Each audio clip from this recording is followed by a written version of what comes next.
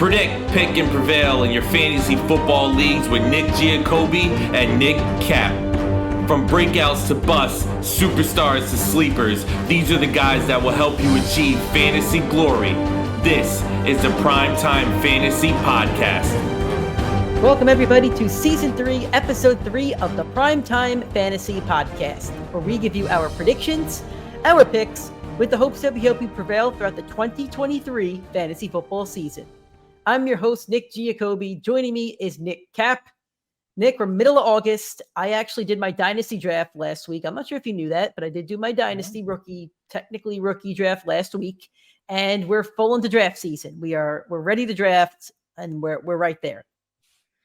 Yeah, it's the exciting part, and we just got an excellent football match between two absolute gladiators in the Hall of Fame game. Really kicked things off. No, it was one of the worst football games I think I probably have ever attempted to watch, but it gets you excited for the season. That's dog all pound, baby. Dog pound. Yeah, the dog pound. They took the win. Yeah, we did. Preview for the regular season, I think. Oh yeah, we'll see. Oh, yeah. All right, guys. This is the Primetime Fantasy Podcast. You hear from us at least once a week during the season, during the off seasons, every other week, every 3 weeks, etc. Basically, whenever me and Nick have time with our new busy lives, but that's okay. We're going to keep providing you the best fantasy content that we possibly can to get you ready for your drafts and to crush your leagues this season. You can find the show every week on all audio streaming platforms, Apple Podcasts, Google Podcasts, Anchor, Spotify, basically anywhere where you can find a podcast, you can find us, the Primetime Fantasy Podcast. If you're on iTunes or Spotify, please give us a 5-star rating and a review. It does help us boost that algorithm, so thank you for that. If you'd rather watch and listen to the show, go to our YouTube channel, Primetime Fantasy Podcast. If you haven't already, subscribe to the channel. Drop a like on this video and any future video that you do watch. And make sure to share the love of the Primetime Fantasy Podcast. Share those links with your friends, with your league mates. I know we're giving you a little bit of an advantage, but share them with your league mates and even that playing field a little bit. And yeah, help us grow the show. We'd appreciate that. Follow us on all social media channels. Instagram, TikTok, and Twitter is PrimeTimeFFPod. Then Facebook and YouTube is Primetime Fantasy Podcast. We have a fun show for you guys. Oh, what do we got? I just realized while you're doing the plugs, we got to change Twitter. It's no longer Twitter. It's X. No, it's Twitter. Okay, fine. It's Twitter. I don't care. It's Twitter. Yeah, we probably could change that logo, but I don't know. It's still Twitter to me. All right, we got a fun show for you guys. We got a news segment recapping some of the biggest news and injuries and signings throughout the last week or so. I think our last show was 2 weeks ago. Time is, I don't know. It was weird last week for me. Just 1 week my ago. life. Yeah. A week ago. I don't do time anymore, guys. I'm sorry. My job just doesn't allow it. We have a news segment recapping all the fun stuff that's happened over the past week, and then we're going to close the show with a Would You Rather segment, and we'll get into that later in the show. So, some news. Alvin Kamara has been issued a 3-game suspension. He's not going to appeal, so he'll miss the first 3 games of the season. I don't know their opponents off the top of my head. But I believe their fourth opponent will be the Bucs, though. So I think he's going to come back against the Tampa Bay Buccaneers. Going to look at the Saints' schedule real quick. So that's preseason. They start off with the Titans. They're home. Then they go to the Panthers. Then they go to Green Bay. So the first game is against the Bucs in the Superdome. So their depth chart right now is Jamaal Williams, who led the league in rushing touchdowns last year, I think. I'm guessing on that. I think he had like 18 or something. They signed him in the offseason to a 2-year deal, maybe. Kareem Hunt also visited the Saints on Wednesday. There was rumors that he had signed a contract, but apparently he left without a contract. And the Indianapolis Colts had called him before his visit and told him, get out of there. We have a better contract for you. So he's going to visit Indy, I think, tomorrow. I don't think he visited Indy today. I think it was just the Saints, unless he's got a super duper plane. So a lot to unpack, Nick. They also have a rookie on their depth chart. Forget his name. I'm going to look that up real quick. But what are your thoughts on Kamara being suspended? I think his current ADP is like in the 8th or 9th round. How are you assessing both Kamara and the Saints backfield with the suspension? So I was paying very close attention to the ADP. I'm going to cut you off real quick. Let's keep this Saint-centric, and we'll talk about Kareem Hunt next. Sure. So I was looking at the ADP because I was very curious. I mock pretty much every day at this point. And Kamara took a massive leap up after it was announced that it was only going to be a 3-game suspension. There were fears it would be 6 or potentially 8, which kept him as deep as he was. He's jumped all the way up into the Joe Mixon, Aaron Jones range, which is like the 4th or 5th round. So Which at first when I saw it, I was like, great, that seems reasonable. You're going to have three running backs that are going to split the role. Kamara is still going to have great passing work, and Derek Carr is going to have no problem just checking it down to him. But I don't want to make it the Kareem Hunt thing, but when I saw Kareem Hunt was going there, it made me think I cannot take Alvin Kamara over Joe Mixon, Aaron Jones, and guys in that range. I'm expecting that they're going to bring some other running back in there if they were willing to bring Kareem Hunt over. Maybe it's a Leonard Fournette. I highly doubt it would be Ezekiel Elliott, but they're going to look for somebody to fill some sort of gap on that team that I don't think that they have. I mean, we'll see what happens, but if he stays up in this Joe Mixon, Aaron Jones, James Conner range, there's no reason I'm taking him above any of those guys. I like him a little bit later in the 7th round. I'm right there with you. And the interesting thing about Kareem Hunt and what it tells me the most is that they don't love their rookie Keandre Miller as much as I thought they did, because they already signed Jamaal Williams to a contract. So if they really did like Keandre Miller, why would they sign another running back and a vet who would probably garner carries? I don't think you signed Kareem Hunt to not give him carries, to not feature him in your offense in some way, shape, or form. So this tells me that I don't really want Keandre Miller in my drafts. And it tells me a lot more about Keandre Miller than it does about Kamara.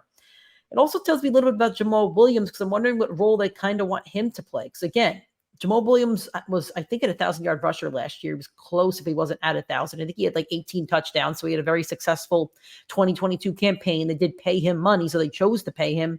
So how did they evaluate Jamaal Williams if they didn't feel super comfortable with him going out there for 3 weeks and being the lead back with Keandre Miller behind him? It's a very interesting situation. I think I want to avoid the Saints backfield as much as I can. If I'm in round 8 or 9 and I go 0 running back and Kamara's there, of course I'll take him. But I'm not jumping for joy drafting a Saint. I'm kind of avoiding the Saints running backs. So on to Kareem Hunt. Was going to sign with the Saints, or presumably. I don't like that landing spot, because I don't see what his value is outside of those first 3 weeks. So I'm happy he didn't land there from a fantasy perspective. Now going to Indy, and a very interesting situation. We don't exactly know what's going on with Jonathan Taylor, but this does tell me that if Indy called him and said, do not sign with the Saints, we have an offer for you, I'd be shocked. And I just want to let you guys know, show's probably going to be dropped on Thursday, August 10th. We're recording Tuesday, August 8th at night. So if Kareem Hunt is signed at this point, we're sorry about that. But let's assume he's signing with the Colts tomorrow on the 9th. Tells me kind of a lot about Taylor, and that they may not be ecstatic about Taylor kind of suiting up for them. So what are your thoughts, at least when it comes to Jonathan Taylor and Kareem Hunt being a Colt? So there was some other news that came out this morning that they, and their backups right now, by the way, again, I cut you off a good amount. I'm sorry about that, but they still have Zach Moss that they used last year. Still have Deion Jackson, who was a hot waiver pickup for 2 weeks last year, and they signed Kenyon Drake. Interesting, but again, your thoughts. I'm sorry about that. No, you're good.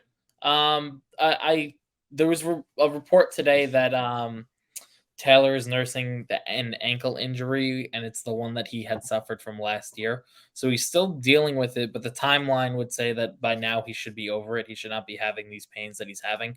I think it's all a smokescreen by the Colts. They told him to go home and nurse it from home. Do not come back to the facility. I have no idea what's going on here. I think we spoke about it last week. Jim Irsay, absolute boneheaded move with everything that happened. And I think Kareem Hunt, I don't like this landing spot for him. I'm not a fan of Jonathan Taylor and his ADP, even before this whole situation, just because we don't know what we're getting with Anthony Richardson. I really do not think he's going to deliver wherever he winds up in the ADP chart right now. Before all of this injury stuff and faking things out, he was going at the beginning of the 2nd round, and that's over guys like Tony Pollard, Ramondre Stevenson, Derrick Henry, Josh Jacobs, all guys I would much rather have with their situations. And now you throw all this into it. I know he's slowly starting to fall down the draft boards, and it's why we always say push your draft as late as you can, because situations like this and Josh Jacobs with the franchise tag happen. So we'll see what happens. I do not love Kareem Hunt going here. Let's say they trade Jonathan Taylor and he's the RB1. Of course, there's upside there, but I still don't see him finishing above a potentially ceiling of low RB2. I want to see him traded before I can really give thoughts. But if he gets traded to a team like the Dolphins or something, he'll be a top 5 running back again. Yeah. Seattle running back Zach Charbonnet returned to practice after indefinite shoulder injury. I don't think that Kenneth Walker has practiced just yet, but we'll figure out more information in the next few weeks. I like Charbonnet a lot. Spoke about it a week ago. As long as he's healthy, I think he could end up being maybe the top back in Seattle. He might have a Jamaal Williams kind of year with a lot of touchdowns, some PPR points. So I like Charbonnet a lot, especially if his ADP is going to be in round 10 or something like that. It's almost the same situation as last year. Rashad Penny came off a really solid season. They signed him to a contract, and Kenneth Walker was drafted and was by the Seahawks in round 2. And was going off fantasy boards at like round 10 or something. So it's almost the same kind of situation. But yeah, so I think I'd rather take a chance on Charbonnet than Walker. Absolutely. I'm not loving Kenneth Walker in drafts right now. Like pretty much nowhere. He's going around those same guys we said earlier, Joe Mixon, Aaron Jones, James Conner. I'd rather have all three of them over him, given the situation. I think Charbonnet, if you go 0 running back, you should absolutely smash Jamaal Williams and him back-to-back 9th, 10th round. You'll play Jamaal for 3 weeks, and you hope Charbonnet takes over the role by week 4. I think it's a perfect situation for your fantasy team. It's a strategy I'm probably going to roll in at least one league of mine this year because I think receiver's so valuable and Charbonnet is going so late for a guy that has so much upside for a day 2 running back draft pick in an offense that has always been good to running backs, no matter who's been back there. Whoever starts tends to be efficient, or not efficient, but put up fantasy numbers. Chris Carson, Rashad Penny, Marshawn Lynch, obviously. Last year, Kenneth Walker. I mean, they rotate running backs in and out of there. Thomas Rawls, and they all seem Thomas Rawls. Yeah, don't forget Thomas Rawls. Yeah, the Seahawks leader in a playoff game, the leading rusher in a playoff game. All these guys wind up putting up good fantasy weeks and consistent fantasy games. So I think he's an absolute smash play. Moving on, Javonte Williams will play in preseason week 2. All starters to get reps in week 1. So is he not the starting back technically, or are they just giving him a week? So he's going to be fully healthy by the second week of the preseason. Gotcha. So, cool. I like it. As a Javonte Williams owner, I like it. I mean, they signed Samaje Perine in the offseason, but I still think they like Javonte Williams a lot. It's a new coach, so I'm interested to see how he gets used, but he's on my dynasty team. I decided not to trade him, even though I got a couple little offers here and there. I'm rolling with him. And I want to see how he does in preseason week 2 and 3. But if he looks good, I'll take a chance on him again. He's crushed every single running back metric that he could when he's been on the field. So I'll give him a shot. My only fear is that the Broncos did say if Josh Jacobs becomes available, they're going to be interested in him, which tells me if Jonathan Taylor's interested, they'll be into him. And I agree. I don't think they'll play the Kareem Hunt, Ezekiel Elliott, Fournette game, but if they're going for one of those top talents, again, it's why we always say push your drafts as late as possible, because I would hate to be the guy that took Javonte Williams in the 6th, 7th round, 8th round, wherever he's going, and then find out Jonathan Taylor or Josh Jacobs, the top 5 running back in the league, is taking over the reins. What is Pacheco and Tony's injuries? I didn't even know. Tony had a meniscus injury. He was not expected to be cleared by the start of the season. And it was a big surprise. The Chiefs just came out today or earlier this morning and on Tuesday, the 8th, and said he's going to be cleared and good to go by week 1. He has been going undrafted in most fantasy leagues. I'm sure over the next week or 2 we'll see his ADP. I don't think he should be drafted. We'll see. I think he's the most talented receiver in that room at the moment. So what has Kadarius Toney done in his NFL career to get you to draft him on your fantasy football team? He's just a really talented player that's got Patrick Mahomes at quarterback. He's Odell Beckham without the catch and without the stats.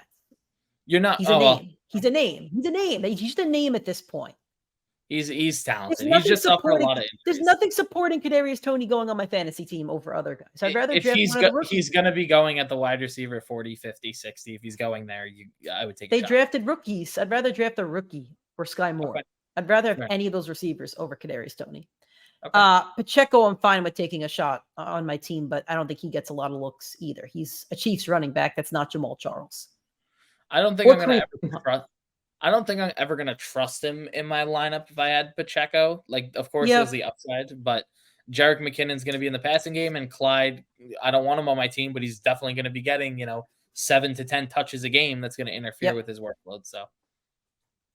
Last bit of news, Cooper Kupp, his injured hamstring. He's going to be expected out a couple of weeks. I think he'd be ready for week 1, but the hammies do sort to linger. My issue with Cooper Kupp here is if you're drafting at like the 4 spot. So no Jefferson, no Chase, no McCaffrey. You're looking at the board and you're looking at Cooper Kupp, you're looking at Kelsey, you're looking at Tyreek.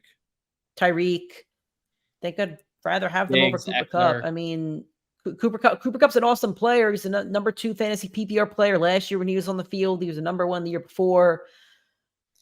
I don't know. Hammies worry me. Hamstring and groin, the two things that scare me and Nick more than anything. The only jump I have for me is I'd take Tyreek Hill over him right now. I want to What see about more news Kelsey? before. I still don't love taking Kelsey at his ADP. I can't justify taking him as the Okay. 5th player. I'd rather have Kupp. Okay, that's fair. That is all our news. So now we're going to play Would You Rather. Me and Nick love playing Would You Rather. Not in the sense we could do it on the show, but we do love Would You Rathers.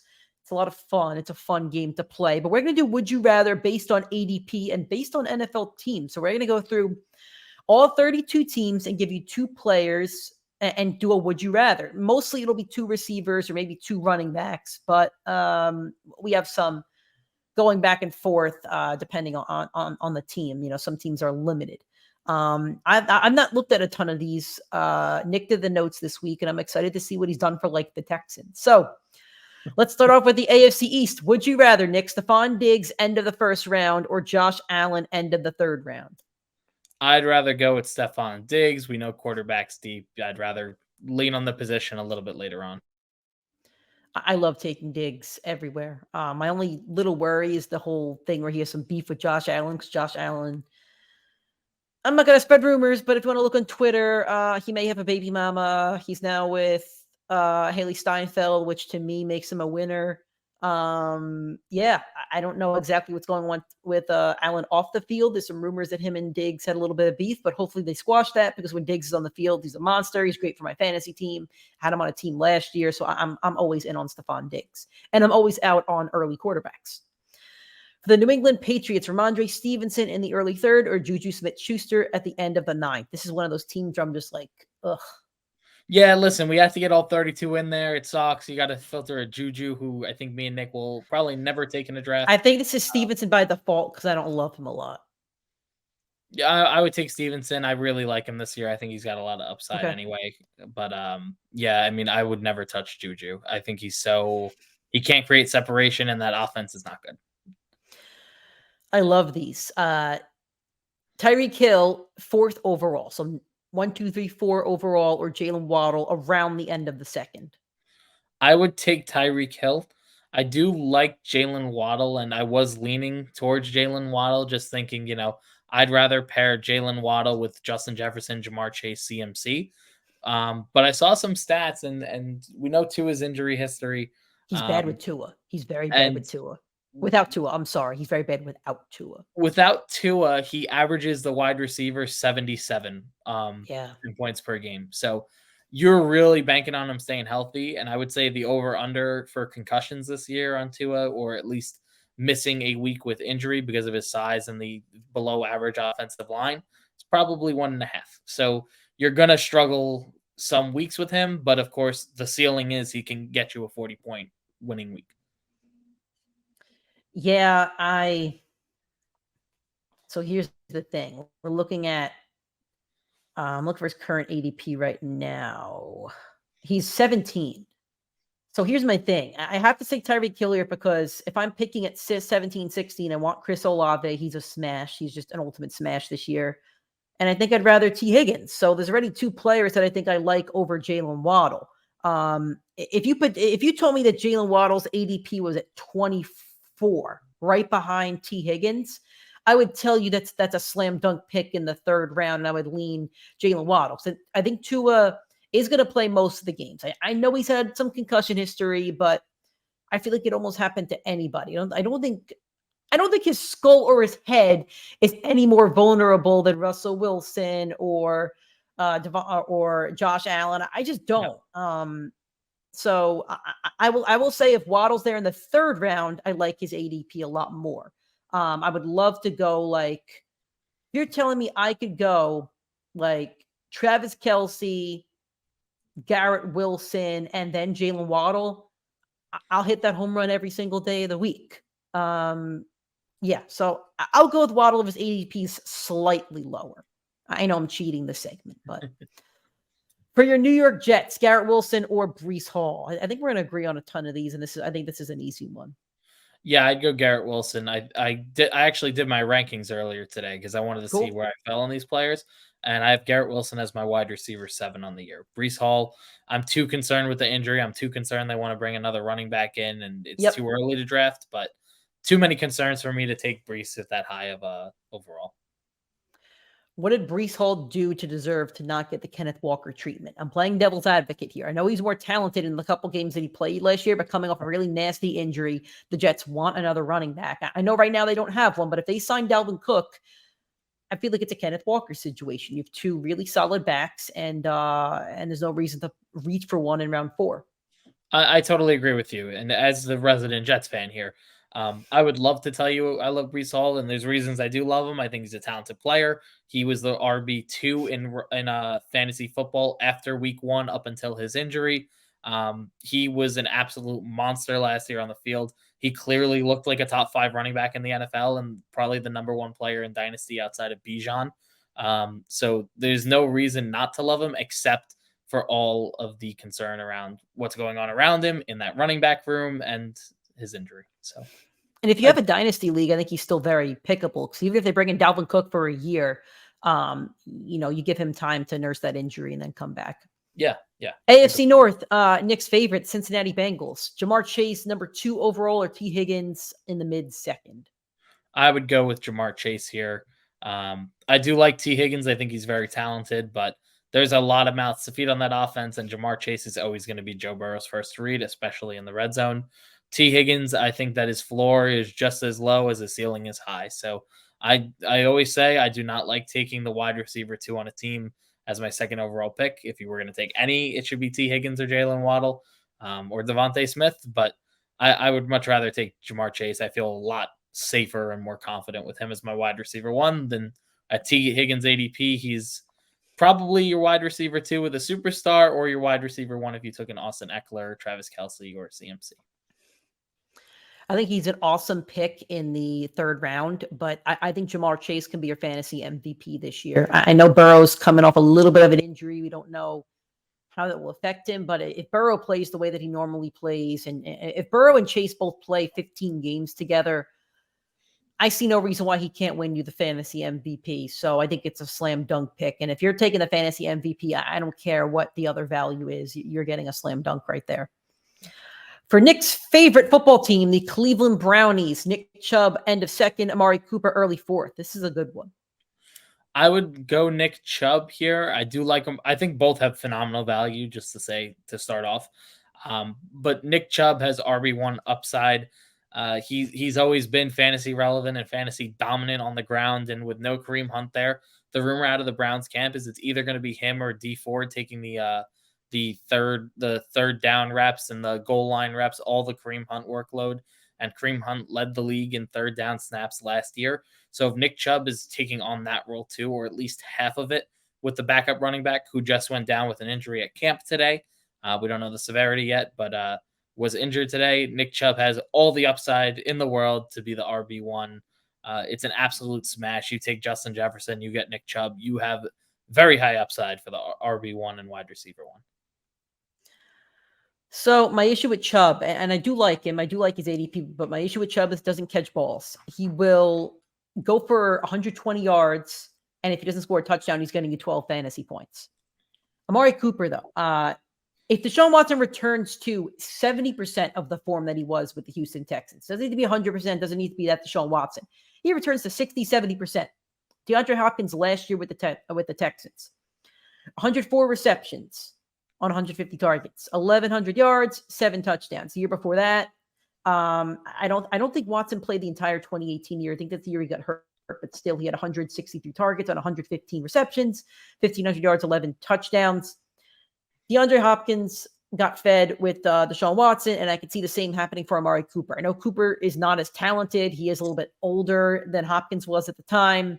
Doesn't worry me as much. I see, 1,000-yard season and close to 10 touchdowns for Amari Cooper. I think you're getting an awesome wide receiver in the 4th round if you're going that route. Steelers, Najee Harris in the early 4th or Deontay Johnson in the mid-6th? I would go Najee here. I think he gets a little too much hate for the player that he is.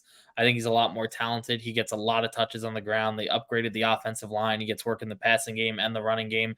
He's pretty much a 3-down workhorse, and the average yards per an attempt always looked lower because of a poor O-line, and they had him do a lot of 3rd-and-1 rushing, 4th-and-goal, 3rd-and-goal, 3rd-and-1, all those short runs that make your stats look a lot more inefficient.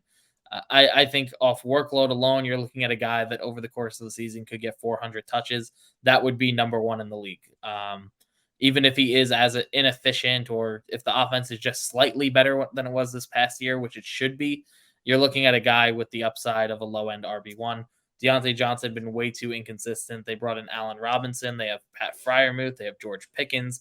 I think there's all the downside to Deontay, where Najee, just workload alone, will give you 10 points a week, and you hope you get a touchdown or two. That would be enough to make him a low-end RB1.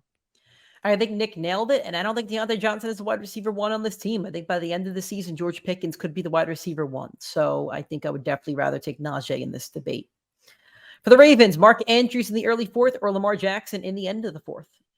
I would take Andrews. I do like Lamar's ADP. I said last week that I think that's where you go quarterback this year. I think that's where the talent at receiver and flex start to fall off a little bit. But again, early 4th round, here's your upside if you take a draft right now.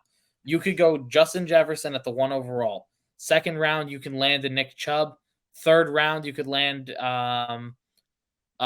a guy like Keenan Allen. And probably could go Najee and Andrews back to back. There you go. So you have all the upside of a position 1 at 3 of your 4 picks. I think that there's no better way to start a draft when you have the 1 overall than chasing the number 1 upside at multiple positions. It's going to be very scary. Like, if I had to go into a matchup looking at the team, I'd be terrified, and I would not play the guys that'll be consistent. You're going to go play all the guys that have a chance at 30 and a floor of 0. So it's a scary matchup. It is an absolutely terrifying matchup. I don't hate the take, but I do think this is the best team that Lamar Jackson has had since his MVP season. They drafted Trey Flowers. They signed Odell Beckham. Mark Andrews is healthy. J.K. Dobbins is a guy, and they have a couple of the running backs over there. I think this is the healthiest and best roster that Lamar Jackson has had. And if Lamar plays, 16 games this season, I think he could not replicate or duplicate the MVP season, but I think he could put up outstanding numbers. So I think he's a great pick in the 4th round if quarterbacks are going in. Watch the board, because not everybody's going to want to take 5 quarterbacks within the first 4 rounds. I mean, Mahomes will be taken, but Allen and Burrow and Lamar and Hurts, where are they all going? And it's very interesting, because you're telling me 5 quarterbacks will go in the first 4 rounds. It's not like fantasy. I know that's where their ADPs are, but where your drafts fall, it'll be very interesting. I think you might be able to get Lamar in the 5th or 6th, depending on when the quarterbacks start to go. AFC South, Nick, unless you have a really good note on ETN, I'm going to pull a swerve on you because I want to put the 2 receivers in here. I want Calvin Ridley in the mid-4th or Christian Kirk, I believe, in the 6th or 7th. I would go Ridley over both of those options. I think Kirk has good value. ETN, I absolutely hate this year.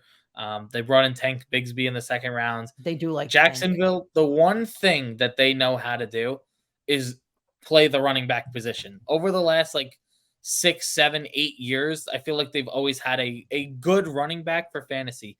James Robinson, Leonard Fournette, Maurice Jones-Drew, Travis Etienne last year, and now it's going to be Tank this year. They always cut the running back 1 year too early, and it always works out for them. Tank is a bigger, faster running back, and the word out of camp has been Etienne has been an awful pass catcher. He's been dropping a lot of balls, and we know that does not fly in the NFL. Tank Bigsby's got hands. It's crazy because they speed. Drafted him to do that. They drafted him to almost play receiver. And they used the 1st round draft pick on him. It's an absolute terrible situation for ETN. I can't see myself drafting him at this ADP. I'm right with you, but I like Christian Kirk more than both of them. I love Christian Kirk's value in the 6th round. I know Calvin Ridley's talented, but like I kind of said last week, I have my worries with Calvin Ridley. Christian Kirk's coming off an 1,000-yard season with, I think, 7 touchdowns or 6 touchdowns. That connection with Trevor Lawrence doesn't just disappear. Kel really isn't a receiver that started with Trevor, got suspended, and is coming back. It's not that kind of situation. It's a new receiver. I know he's talented. I know he's going to get a lot of balls, and I'm sure he's going to have a stellar season. But the connection with Christian Kirk doesn't just go anywhere. You're drafting a guy in the 6th round who was Trevor Lawrence's wide receiver 1 in Trevor's best season out of his first 2. So to me, the connection just doesn't get thrown out the window. And I think people that are drafting Ridley in the 4th round are chasing a high value name and are forgetting about that connection that they did have with Christian Kirk. And I could be totally wrong. Maybe Ridley turns back the clock. He hasn't played an NFL game in 2 years. He's 29, but maybe he does turn back the clock and shows us how talented he is. But I'm going to go with Christian Kirk here. For the Titans, Derrick Henry at the end of the 2nd, or DeAndre Hopkins in the early 5th. I think we're both pretty spot on with this, that Derrick Henry's ADP is a crime, and I think he goes a lot higher than this. I think Derrick Henry's going within the top 15 in leagues with people that know their stuff.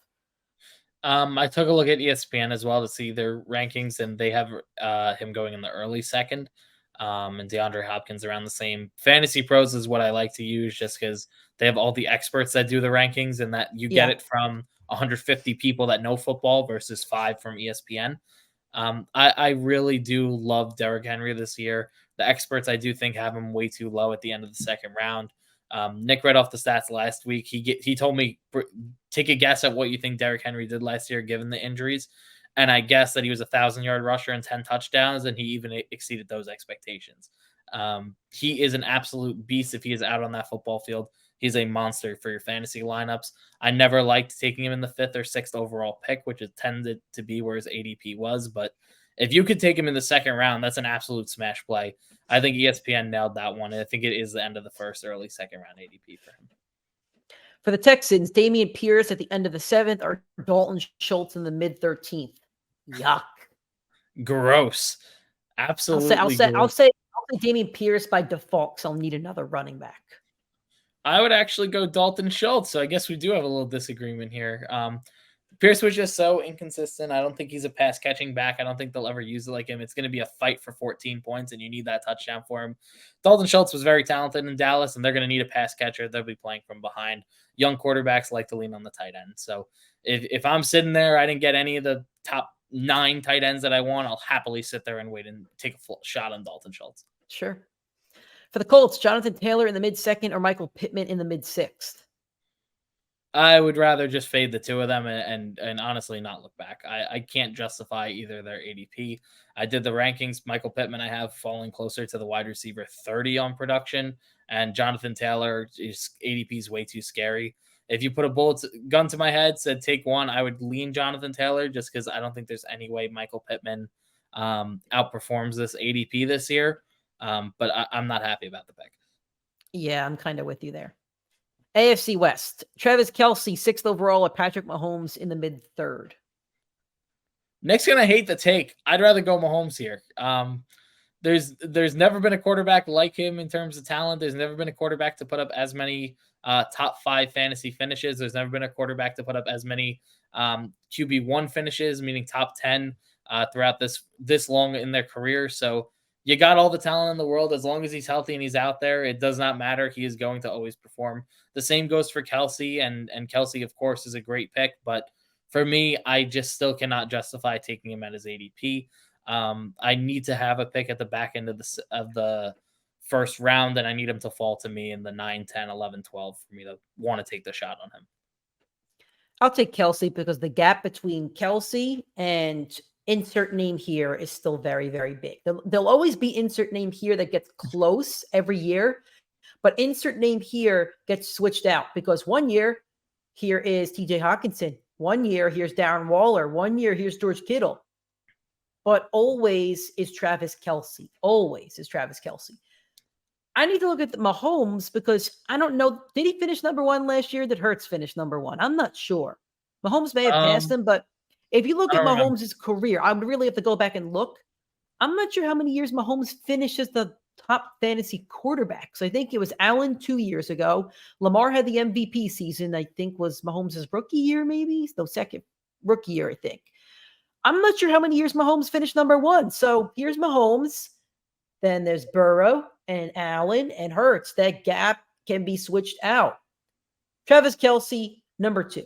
I'll take the guy that is going to be the undisputable number one at the end of the season until he has his fall off season. And I'm going to keep banking on Travis Kelce until that happens. For the Chargers, Austin Eckler, number 7 or 7th overall, meaning, or Keenan Allen in the 3rd. I think Keenan Allen is getting wildly, I don't want to say underdrafted, because ADP really puts him a little bit lower than that. The consensus and the experts put him at this end of the 3rd. I think his ADP is perfect. I think Eckler is a little too high for me. I've been low on Eckler. I love him as a player. I think he's very entertaining, but I can't get past the 40% snap share. I can't get past the what feels like an outlier back-to-back years where he's put up like 40 plus touchdowns. It's so out of pocket, out of mind for a running back to put numbers like that up with the short snap share. And this offense with Kellen Moore taking over the wins with Justin Herbert, and that offense should feel great. But Keenan Allen last year, after coming back from the hamstring injury, finishes a wide receiver 4 in all of fantasy football. There's always been injury concerns at every single position. He had a lingering hammy, and I know he is getting up there in age, but he's not as old as people think. He's in his very young 30s. He's still very talented, and as long as he stays healthy, and I know there's concern about every receiver, he should be just as productive with a top offensive coordinator who just was with Dak Prescott and CeeDee Lamb and gave CD a top 5 season. Well, Tony Pollard was also the running back over there and had his best season of his career. So I'm going to lean with Austin Eckler here. I kind of faded him last year, said it was an outlier year. I'm not going to fade him again. Very productive in the passing game. And honestly, I think that offense runs through Austin Eckler. When Austin Eckler plays well, when Eckler's producing, that offense plays very well. So I think when that offense is running through Eckler, I want the number 1 target in that offense, and I don't think it's Keenan Allen. And also, there's a lot of mouths to feed. Keenan Allen and Mike Williams are both on the last year of their contract. They could get cut at the end of the season. And they just drafted a wide receiver in the 1st round in Quentin Johnson. Still have Joshua Palmer, who they've been a fan of for years. A lot of mouths to feed. I know Keenan Allen will still be the number 1, but when there's a lot of mouths to feed, I'll take the number 1 running back in the offense over the 1A or the 2A technically from a receiver perspective. I've also never really been a Keenan Allen guy. I don't think he's ever been on any of my fantasy teams, so that plays into it. For the Broncos, we have Jerry Jeudy in the mid-5th or Javonte Williams at the end of the 8th.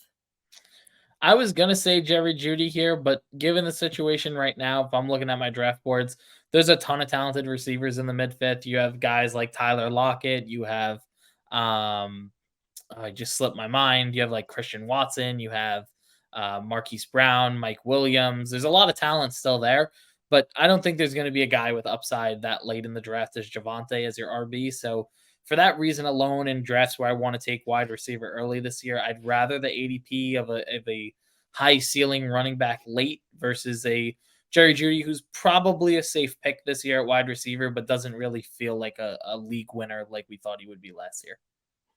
I'm all in on Jerry Jeudy this year, and I'm all in on the ADP. I think he actually could be a league winner. Last year, he posted his best stats. I think it was right under 1,000 yards and like 6 touchdowns. He missed a couple games. Russ missed a couple of games. They had the worst coach in the league in Nathaniel Hackett. They were doomed from the start. A lot of injuries as well. This year, I think it's looking a little bit different. Maybe not from an injury perspective so far, but Sean Payton's over there. Sean Payton has helped post monster numbers for Jimmy Graham, who is basically a receiver. Michael Thomas had ridiculous seasons. Marquise Colston. There's always been really solid receivers with Sean Payton. If they could get a little bit of ounce of the Sean Payton and Drew Brees to Russell Wilson and Jerry Jeudy, you're going to have a monster wide receiver on their hands. I don't think Cortland Sutton's the guy. I don't think any other receiver is going to come close to Jerry Jeudy's numbers. I think he's going to get absolutely fed from a target and touchdown perspective. I just don't think anybody gets close. I love the ADP. I love him over Tyler Lockett, who he was the wide receiver 1 in Seattle last year from a fantasy perspective, but DK's still the alpha dog, and Jackson Smith and Jigba got drafted in the 1st round and is exploding in camp. Mike Williams is the wide receiver 2 or 3 on that team, and he's always getting injured. Christian Watson, I just don't have faith in what Jordan Love at quarterback. What does Jordan Love done to show that he could produce a fantasy wide receiver 1? I'm just going off the names that Nick listed. Yeah. So I would love to take Jerry Jeudy in the 5th over those guys. And as a Javonte Williams owner in Dynasty, if I was offered a 1-year trade of Jerry Jeudy for Javonte Williams, I would take Jerry Jeudy in a heartbeat. So the Raiders, Devontae Adams in the early 2nd or Josh Jacobs in the mid-3rd. Nick's going to fade Devontae Adams for the 3rd year in a row, and Devontae Adams is going to have a top 5 season for like the 3rd year in a row. Correct. I am going to fade him. I'm going to take Josh Jacobs, the guy that was the RB1 in fantasy last year, and for some reason is going in the middle of the third round. We've never seen this disrespect before to a player. RB1 all the way down to the third round. I get it. It's Jimmy Garoppolo that's there. But Jimmy Garoppolo makes me feel better knowing that the ball is going to be given to the running back even more often. Josh Jacobs was like 30 carries a year last year. That's what it felt like. Had a ton of touchdowns, ton of use on the ground. Middle of the third round. If you took Travis Kelce in the first round, this is the guy you absolutely need in the third round. So I would absolutely smash it. Devontae, I'm lower on him than most, as I am every single year, and I'm not going to be happy with him. And I do think that there's a possibility he's traded midseason. So does not make That's what me I feel love. good. I love that, though. I'd love to see him traded midseason. I'll take Devontae because I don't care who the quarterback is. He's just that good. He's just one of those guys that doesn't matter who the quarterback is. He's just that good. He's a PPR machine. He can do everything on the field. I'll keep taking him. Now, are there receivers I like more than him in the second round? Sure. I'll take an A.J. Brown over him. I might take a chance on Garrett Wilson, but I still love Devontae Adams. I'm not going to be miserable seeing him in my fantasy lineup. And he could get traded by week 5. And if he goes to like the Chiefs or the Bills or whatever other contender you can name, your Jets, I mean, he's going to be a slam dunk. Yeah. Okay, moving on. We're now going to the NFC, starting with the NFC East. For the Eagles, A.J. Brown in the early second or Devontae Smith in the early third. I would take A.J. Brown here. I like Devontae Smith, but that team is way too talented. I'm expecting a little bit of regression on the offense. It's very good. Don't get me wrong. Ton of talent, but a little bit of Super Bowl hangover is going to come that way. And when that happens, I want the wide receiver 1. I think Devontae Smith's floor as the wide receiver 2 is always going to be so much lower. A.J. Brown was a top target for this team. He should easily expect 140 targets. Devontae Smith, he's going to have weeks with 12 targets. He's going to have weeks with 4 targets. Like, it's just going to happen. A.J. Brown will always be the first look in the red zone. And both are going to have that struggle of Jalen Hurts rushing and them being so power hungry on the ground. So when that happens and the offense needs to run, it's always going to be the wide receiver 1 that's looked at. So for me, can't take a shot on Devontae Smith early third. If it was end of the third, early fourth, I might be more comfortable. But A.J. Brown, I would trust taking at the end of the first round. Like, that's the type of talent and player that you have there. I'm right there with you, and that's coming from a guy who had Devontae Smith as his big sleeper last year, and he totally outperformed that ADP. If you listen to me, probably had a league winner in like the 7th round or something like that. But I love A.J. Brown. I love his talent. I love that he's the wide receiver 1 over there. I think Devontae Smith will still have a really successful season, but I see more touchdowns and receptions and targets in the red zone for A.J. Brown and not as many for Devontae Smith, and I want to chase some touchdowns if you're going with both of these guys. So I'll go with A.J. Brown as well. Saquon Barkley, pick 10 overall, or Darren Waller in the mid-8th? I think Darren Waller has all the upside of being a league winner this year. In my rankings, I have him as the tight end 4 on the entire season. If you could take the tight end 4 in the mid-8th round, that's exactly why you do not take a Travis Kelce early or a Mark Andrews. Not to say you will guarantee hitting on Darren Waller, but the upside's there, and that much upside that late in your draft, I would absolutely take it. Saquon Barkley in my rankings is probably the RB8 or RB9. So saying he's that low and having him as the 10th overall pick in my draft, that does not add up. So I'll absolutely smash Waller over Saquon here. Saquon's on my fade list every year. And you probably could have told me any Giants player, and I probably would have just said I'd rather have Isaiah Hodgins in like round 20 or something. I don't want Saquon on my fantasy team, so that's the end of that. Yeah. The Commanders, Terry McLaurin or Jahan Dotson? I like Dotson. I think he's going to have a big breakout as his second year in the league. I know Sam Howell is over there, and there's a little bit of uncertainty at quarterback and what that offense is going to look like. But I think Jahan Dotson looked like a dominant receiver at the end of last year. He put together a string of very good games with Howell. He had a touchdown in 5 straight games or something like that. It was something. Yeah, crazy. He went on a real hot streak, a real heater, and now you always look for these year 2 wide receiver breakouts. You either get your sophomore slump or your sophomores that go to the moon, and that makes or breaks leagues. And Terry McLaurin for me in the mid-5th, not bad, but we talked about other guys: Jerry Jeudy, Tyler Lockett, Mike Williams, Marquise Brown, all guys that I would much rather have than Terry McLaurin. And Jahan Dotson, you're taking him as your later flex option or as your first bench option, so you don't even need to take him every single week. but you could chase all that upside in the world. I'd much rather take the Jahan Dotson. Yep, I agree. For the Cowboys, CeeDee Lamb at round 1, pick 9, or Tony Pollard in the mid-second? In my rankings, Tony Pollard is my RB2 on the year. That's more than enough to say where I want him. Yeah, I think I'm right there with you. I do love CeeDee, though. I think CeeDee gets a lot of receptions. I think the Cowboys will score a lot of points. I do like both of them, and I have no problem taking either of them. Like, if you have pick 10 and 11 in your league, I don't care which one you pick. I'm fine with you picking either one, honestly. If I have 10-11, I want CD and AJ Brown. Like that's a freaking duo. That's fair. Right there. NFC North, the Packers, Aaron Jones in the early 5th or Christian Watson in the late 5th? I would take Aaron Jones here. Like we said earlier, me and Nick are all in on going receiver early.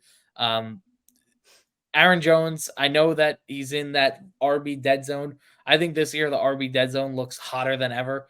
I know it's usually a bait spot, but I'm getting baited all year. I mean, Aaron Jones, Joe Mixon, all these guys in that range, I absolutely love them. I love this ADP. Christian Watson, we do not know the certainty. He put up 6 touchdowns in 4 weeks with Aaron Rodgers. We do not know what it's going to look like the other way around. And I expect Aaron Jones to have a lot more use in the passing game this year. And he's always been efficient. He has always been near the top 10 in running backs. I think he finished as the RB9 last year after we faded him for AJ Dillon. So I know he's not necessarily the sexy pick with all the upside in the world, but he is a very consistent RB2 in your lineup at his ADP. So I love the pick. I would take him here. I think people are probably going to reach a little bit on him, take him in the mid-4th, actually. I'll also go Aaron Jones. There's no proof to me that Jordan Love could be a top 25 quarterback. Yep. We've seen nothing from him. Absolutely nothing. So I'm all out on the Packers offense, but I will take Aaron Jones if I need to. For the Vikings, TJ Hawkinson, who ended as the second highest point scoring tight end last year. He's at the end of the 5th, or Alexander Mattison at the late 7th. Purely off value, I would take Madison. I think I agree. Both of these guys can have tremendous seasons, but I think both can outperform ADP. I just think Madison has the higher ceiling, higher floor. TJ Hawkinson, you can take your tight end late.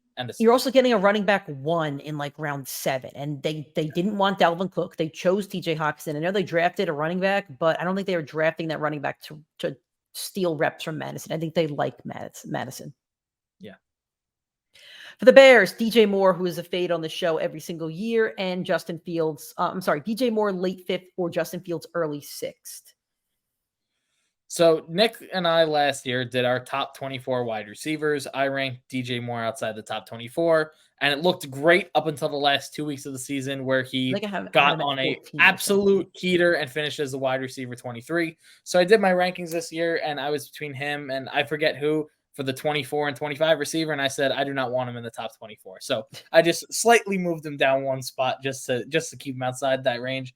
Having said that, Justin Fields, year 3, that's usually when you see the quarterbacks really get into their form. He has such a high upside on the ground where it does not matter if he's a great passer. He's going into year 3 just like Jalen Hurts did. It's a very similar type of situation. The teams are not loaded, but division has all the opportunity in the world. 3 good pass catchers there in Claypool, Darnell Mooney, and DJ Moore. They just brought him in just like AJ Brown got bought in. They have 2 solid running backs in Khalil Herbert. They brought in Dante Foreman. So there's talent on that team. It's not the Eagles, but it's the B version. It literally feels like the Walmart Eagles, and Walmart Jalen Hurts and Justin Fields is good enough to be a top 5 running. I called him a running back. Wow, that's great. Quarterback, Justin Fields, top 5 upside there. DJ Moore will never, ever draft him on my fantasy team again. I'll go with Justin Fields by default for everything Nick said. For the Lions, Monroe St. Brown in the mid-2nd or Jahmyr Gibbs in the late 5th.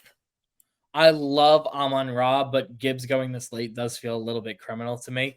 I'd rather the value of Gibbs. Amon-Ra is in exactly where I think he belongs. He's in that Garrett Wilson, Chris Olave, Devontae Adams conversation in that 2nd round, and he belongs there.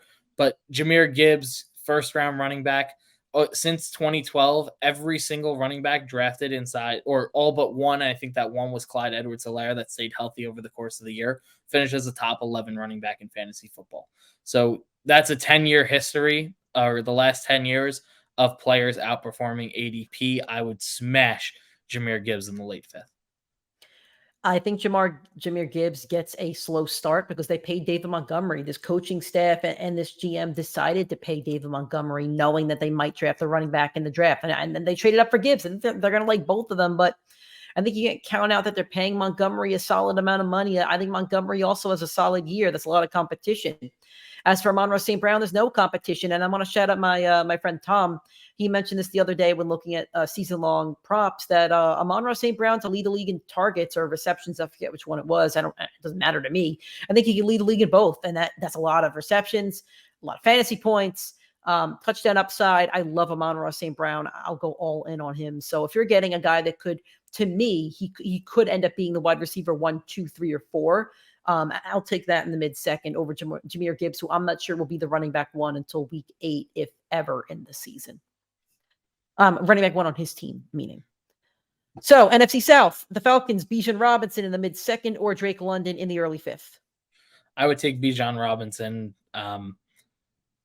Listen, he is the offensive rookie of the year, as long as he's healthy. He is getting the Christian McCaffrey treatment out of camp. He has been an absolute monster. He's been cooking people as a receiver. This offense is going to be very high-powered, and it's not going to take him as far as Desmond Ridder takes him. It's taking them as far as Bijan Robinson takes him. Bijan in the middle of the second. If you want to go for the running back position, if you're not someone on board with me and Nick taking the wide receiver, Bijan has all the upside of the RB1 in his rookie year. If he stays healthy, every other running back drafted before him has a significant injury in their career outside of Austin Eckler. He has a ton of upside. There is zero reason to fade him. I know a lot of people don't like taking a rookie running back as early as he went. There's 2 rookie running backs in recent memory that went that early. Ezekiel Elliott, Saquon Barkley, both finished in the top 5 running backs. You have to slam Zeke everywhere that year. I Yeah. was all in on Zeke. Yeah. Yeah, I'll go. All the reasons that Nick said. Yep. And I'm not high on Drake London until I could see a connection with a quarterback. I can't do Drake London. For the Saints, Chris Olave in the end of the second or Alvin Kamara end of the 5th. I'm stealing the first take here.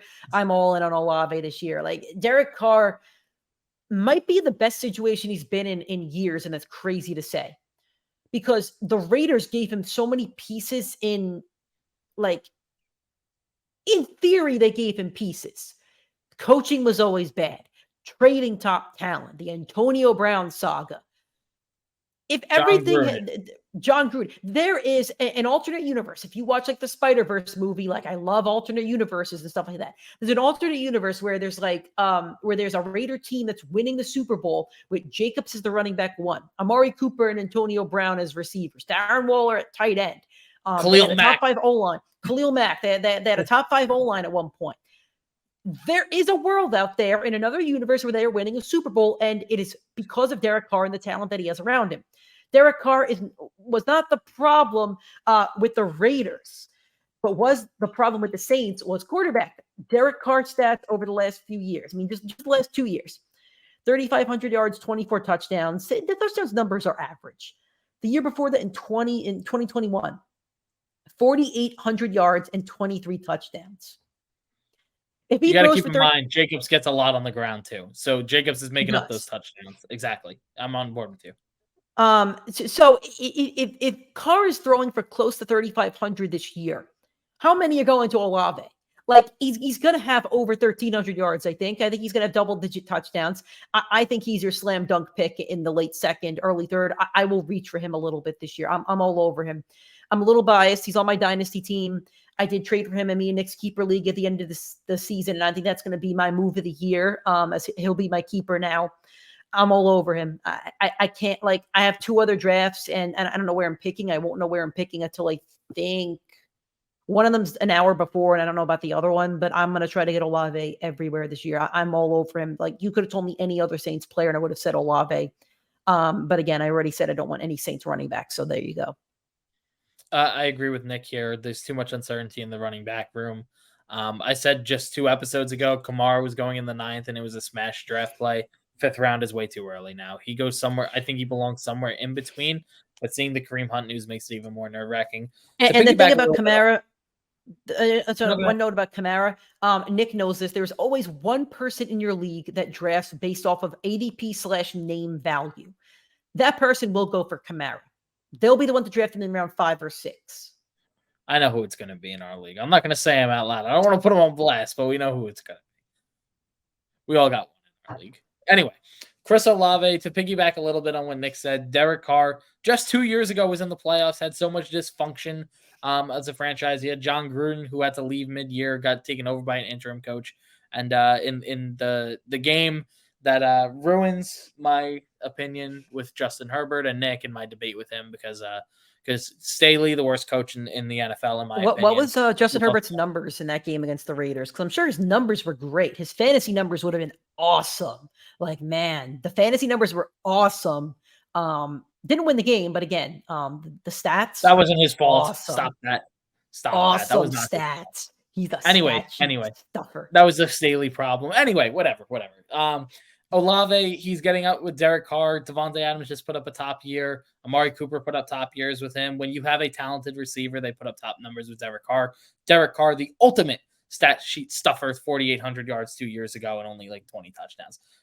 He does like. But yeah, I agree with you. I love his ADP. We talked a little bit about, or I keep saying, if you have the 1 overall, what you could get. Justin Jefferson, Chris Olave, Derrick Henry is literally on the board for you.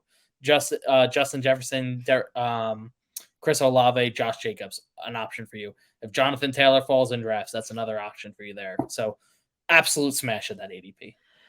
For the Panthers, Miles Sanders, one of Nick's guys, early 7th, or Adam Thielen, end of 13th.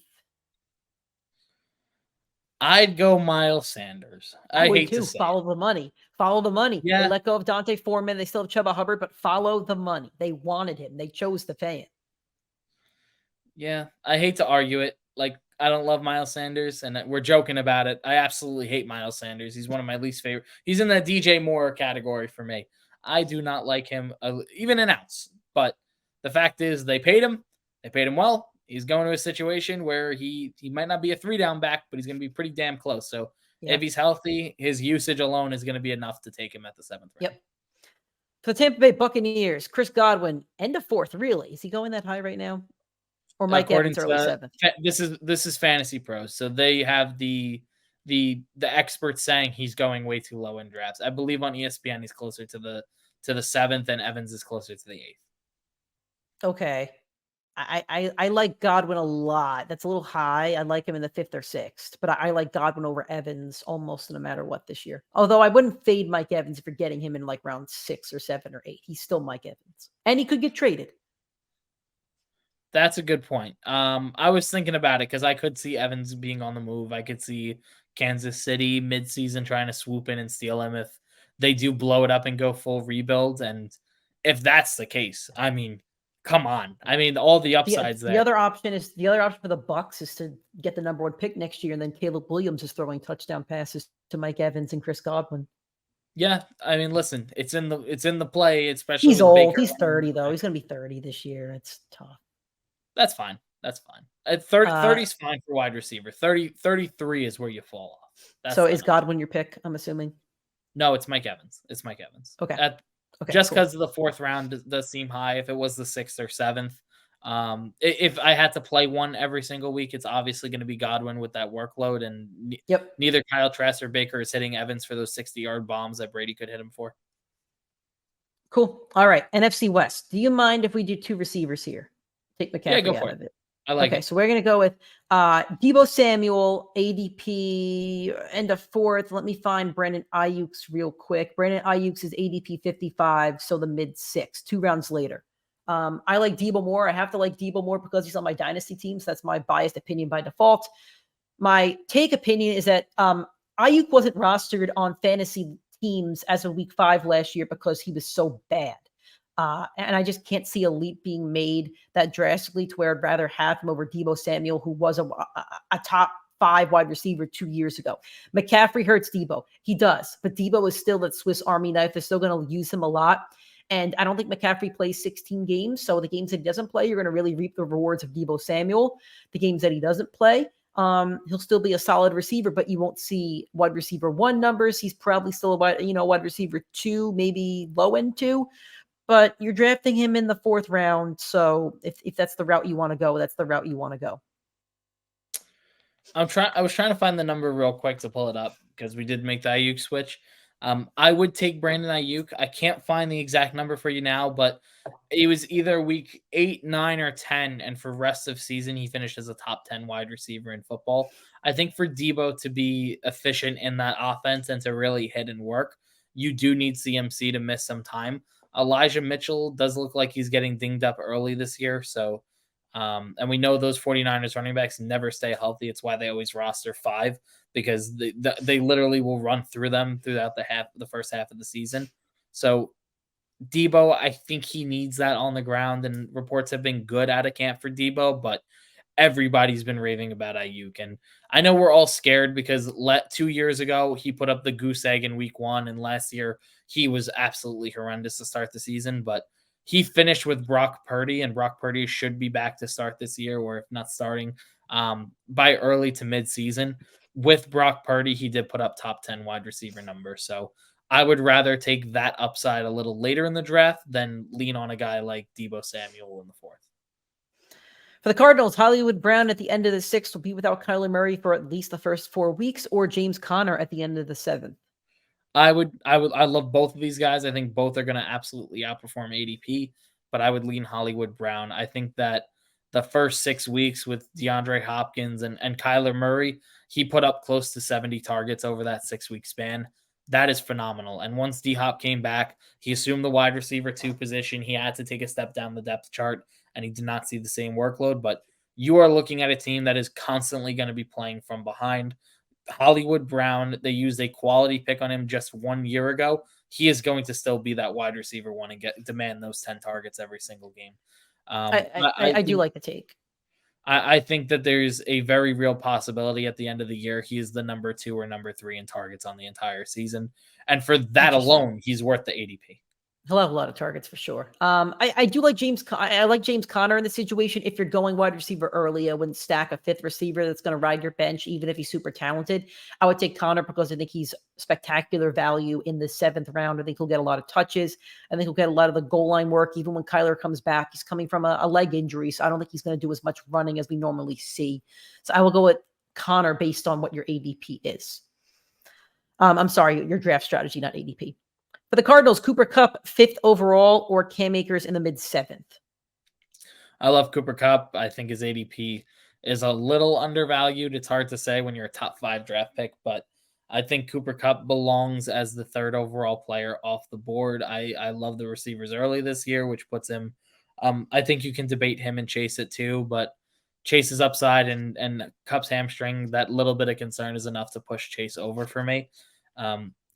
Kupp this year, if he stays healthy, is going to be a 200 target wide receiver. He has not scored under 10 fantasy points in a game in 2 years. He is model of consistency. Yeah. I mean, you don't really need to say much more about Cooper Kupp, and Cam Akers is the model. I think it's an easy one. Yep. Yeah. It's an easy one.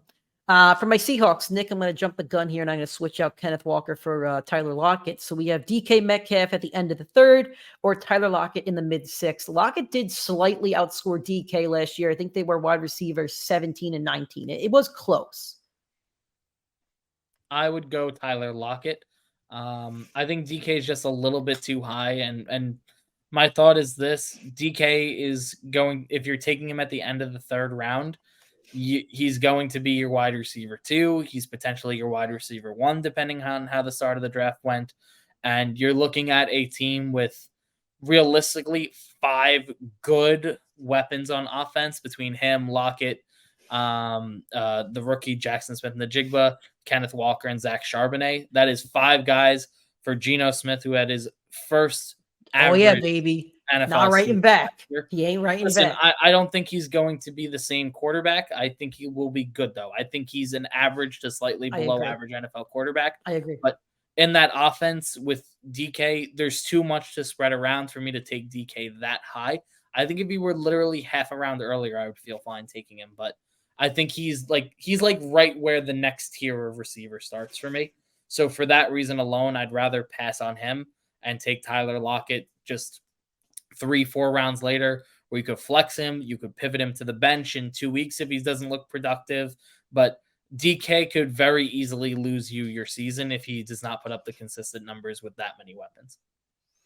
I agree to an extent, but I'm going to take DK for a couple reasons. First off, the other receivers going around DK, Amari Cooper, I do like him, but there is some inconsistencies on the road. I think it's the road or cold temperatures or something. There's an inconsistency with Amari Cooper.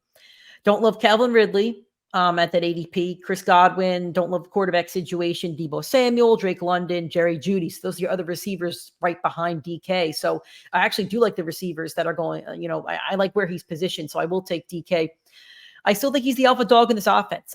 Tyler Lockett, I think, has an out in his contract. So if the Seahawks do want to let him go at the end of the season, and they did draft Jackson Smith and Njigma, I think that's possible. Doesn't mean Tyler Lockett can't put up big numbers, but I think JSS has a better chance of eating into Tyler Lockett's role rather than a DK, because DK's a go up and get it receiver. That's not Lockett and that's not JSS. So I think DK's kind of solidified as that go up and get it wide receiver one. And I think Lockett and JSS are going to compete with each other. So I think there's a little bit more of a risk there. So I think I'd rather have that alpha dog who they are paying a lot of money to, even if Lockett did slightly outscore him last year and DK was a little less consistent last year. So with that said, that is all the teams we are doing for Would You Rather. There are no other ones to do. So there you go. Hopefully you enjoyed this show, guys. If you're watching on YouTube, make sure to drop a like on the show and share that link with your friends. Make sure to subscribe to our YouTube channel if you have not already. If you're listening on an audio streaming platform like iTunes, Spotify, Google Podcasts, or Anchor, make sure to leave us that 5-star rating and a review. It really does help us out. If you're on any form of social media, make sure to follow us, PrimeTimeFFPod on Twitter, TikTok, Instagram, and Facebook, and YouTube is Primetime Fantasy Podcast. Retweet our stuff, like our stuff. It does help us boost that algorithm. We'd really appreciate that and the support that you guys continue to give us as we're getting into the 2023 fantasy football season. A little programming note, I do work many days a week with many hours at the job that I do. And to do that and to take vacation, I now have a string of days where I'll be working a lot and then vacation and then coming back. So next show is going to be in a couple weeks. Don't have a set date, but it will be in a couple weeks, probably right when your drafts are coming up. But hopefully this content will keep you going until you do draft, and hopefully do succeed in your drafts if you do drafts coming up before our next show. So with that said, thank you guys for listening. If you're watching on YouTube, thank you for that. And we'll talk to you guys very soon.